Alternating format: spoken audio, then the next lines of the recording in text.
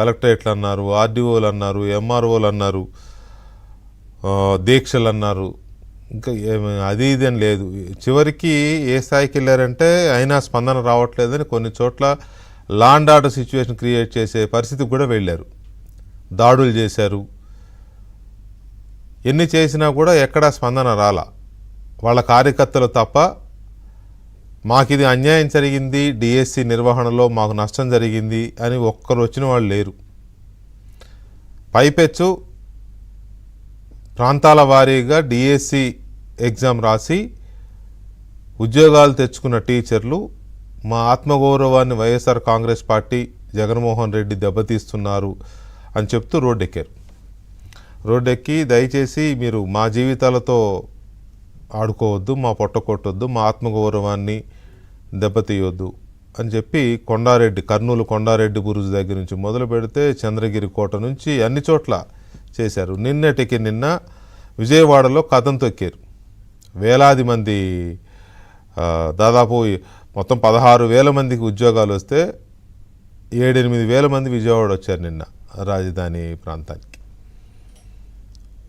వచ్చి ప్రభుత్వం చేసింది కరెక్టే, ఈ ఎగ్జామ్ నిర్వహణలో ఎలాంటి అక్రమాలు జరగలేదు, ఇది ఒక కుట్రపూరితంగా జరుగుతున్న రాజకీయ ఆరోపణలే తప్ప దీంట్లో ఎలాంటి అవకతవకలు జరగలేదు, మా ఆత్మాభిమానాన్ని మా ఆత్మగౌరవాన్ని అవమానించొద్దు అని చెప్పి వాళ్ళు నిన్న రోడ్డెక్కారు.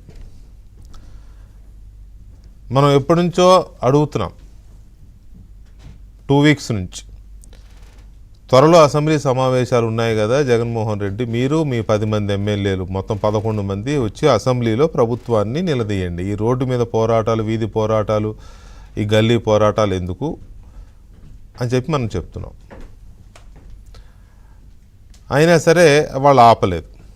ఆపకుండా ఏం చేశారు, ఈవేళ అసెంబ్లీకి ఎప్పట్లాగే డుమ్మా కొట్టారు. డుమ్మా కొట్టి కౌన్సిల్కి వెళ్ళారు. కౌన్సిల్కి వెళ్ళి ఏం చేశారు, దీని మీద చర్చించాలని వాయిదా తీర్మానం ఇచ్చారు. వాయిదా తీర్మానాన్ని చైర్మన్ గారు తిరస్కరించారు. సరే తిరస్కరించారు, ఇంకొక రూపంలో చర్చించవచ్చు కావాలంటే. అసలు చర్చే జరగనివ్వరు కదా. అరుపులు, కేకలు, గోలలో ఇటు నుంచి తిట్లు, అటు నుంచి తిట్లు. ఒకళ్ళు దద్దమ్మ అంటే నువ్వు ఎద్దు ఆంబోతని ఇంకొకళ్ళు అంటారు. ఇది కౌన్సిల్లో పెద్దల మాటలు. ఇక అసెంబ్లీ, మరి అసెంబ్లీకి రావడానికి అది భయమా, బెరుక, ఇగోనా, సబ్జెక్ట్ లేకనా, ప్రెస్ మీట్లో కొట్టినట్టు నట్లు పడతాయనా, మాటలు తడబడతాయనా, ఏంటి అర్థం కావట్లా, లేక ప్రభుత్వం నిజాలు చెప్తే తట్టుకోలేక పారిపోవాల్సి వస్తుందనా? అయినా సరే ఎదుర్కొని నిలబడాలి కదా. ప్రభుత్వం వైపు నుంచి ఒక ఆర్గ్యుమెంట్ వచ్చినప్పుడు ధీటుగా ఎదుర్కోవాలి చేతనైతే. లేదంటే ఎస్ మేము కన్విన్స్ అయ్యామని చెప్పేసి అక్కడితో ఫుల్ స్టాప్ పెట్టాలి.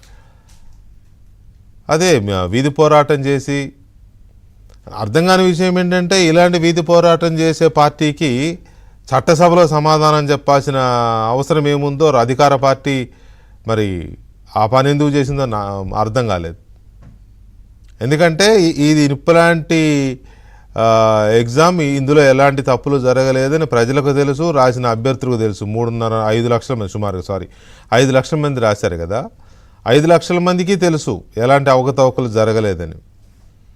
అలాంటప్పుడు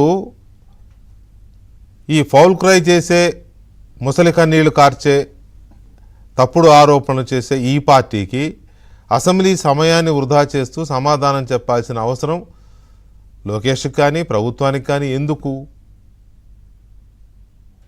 ఏముంది దాంట్లో? వివరణ ఇచ్చుకోవాల్సిన అవసరం ఏముంది? ఆల్రెడీ వివరణ ఇచ్చారు. ఐఏఎస్లు 3 సార్లు ప్రెస్ మీట్లు పెట్టారు, లోకేష్ ప్రెస్ మీట్ పెట్టారు, ఇంకా ఇతర మంత్రులు పెట్టారు, వివరించారు. అప్పుడే బయటే. ఇప్పుడు దీనివల్ల కొత్తగా ఒరిగేది ఏంటి? అతని స్ట్రాటజీ అదే కదా, నేను హౌస్కి వెళ్ళకపోయినా హౌస్ మీద నా డిమాండ్తో మాట్లాడిస్తాననేది అతని డిమాండ్, ఆయన డిమాండ్. ఆయన హౌస్కి రాకపోయినా ఆయన బయట ఎక్కడో రోడ్ల మీద మాట్లాడేదానికి, లేకపోతే తాడేపల్లి ప్రెస్ మీట్లో మాట్లాడేదానికి ఇక్కడ హౌస్లో మీరు 2-3 గంటల పాటు వివరణ ఇచ్చుకునే పరిస్థితి ఎందుకు వచ్చింది? అంటే మీ స్ట్రాటజీ ఏంటో తెలియదు కానీ అంత అవసరం లేదు అనేది ఒక ఒపీనియన్ వస్తూ ఉంది పొలిటికల్గా. ఏముంది ఇప్పుడు దీని మీద మళ్ళీ రేపో ఎల్లుండో దిగుతాడు బెంగళూరు నుంచి, వచ్చి మళ్ళీ దీని మీద ఒక ప్రెస్ మీటు, ఆల్రెడీ వచ్చి ఉంటారు ఇక్కడే ఉండి ఉంటారులే కానీ మళ్ళీ ప్రెస్ మీట్ పెడతారు, పెట్టి నిన్న హౌజ్లో అలా అన్నారు ఇలా అన్నారు అది కాదు ఇది కాదని మళ్ళీ ఏదో బురద జల్లడానికి ఏముంది, ఏదైనా జల్లొచ్చు. సో ఇలాంటి పరిస్థితుల్లో సభలో రభస చేయడం తప్ప సభకు రావడానికి జగన్మోహన్ రెడ్డికి భయం ఎందుకు? వీధి పోరాటాలు చేసే పార్టీకి హౌస్లో సమాధానం ఇవ్వాల్సిన అవసరం ఏముంది? డెఫినెట్గా అందులో ఆ డిమాండ్లో వాస్తవం ఉంటే అది ప్రజలకు సంబంధించిన నిజమైన సమస్య అయితే ఎవరూ అడగకుండానే సభలో చర్చించవచ్చు, సభలో ప్రభుత్వం రెస్పాండ్ అవ్వచ్చు. కానీ అక్కడ ఏం లేదని ప్రజలే చెప్తున్నారు, ప్రజలే వీళ్ళకు వ్యతిరేకంగా ప్రజలే రోడ్డు ఎక్కుతున్నారు. ఈ వైసీపీ చేస్తున్న తప్పుడు ఆరోపణని ప్రజలు రోడ్డు ఎక్కి మాట్లాడుతుంటే సభలో స్పందించాల్సిన అవసరం ఉందా అనేది ఒక బిగ్ క్వశ్చన్. ఇక తర్వాత మరి గ్రూప్ 1 పరిస్థితి ఏంటి? ఏపీపీఎస్సీ జగన్మోహన్ రెడ్డి హయాంలో ఏపీపీఎస్సీ ఆధ్వర్యంలో నిర్వహించిన గ్రూప్ 1 అక్రమాల పరిస్థితి ఏంటి? వాళ్ళకు వాళ్ళే సెల్ఫ్ చీటీ ఇచ్చుకుంటున్నారు, పరమాణం వండేసింది సాక్షి, అద్భుతమైన నిర్వహణ అది అని చెప్పి. పైగా అదేమంటే సిట్ అలా అనలేదు సిట్ ఇలా అనలేదని వాళ్ళకు వాళ్ళే సర్టిఫికెట్లు ఇచ్చుకునే పరిస్థితి. మరి దాని సంగతి ఏంటి? అసలు విషయం అది కదా, దానికి సంబంధించిన నిజాలు బయట పెట్టాలి, దాంట్లో ప్రభుత్వం ఏం చేయబోతోంది అనేది ఇంకొక అంశం. ఈ అంశం మేము మాట్లాడదాం చిన్న బ్రేక్ తర్వాత.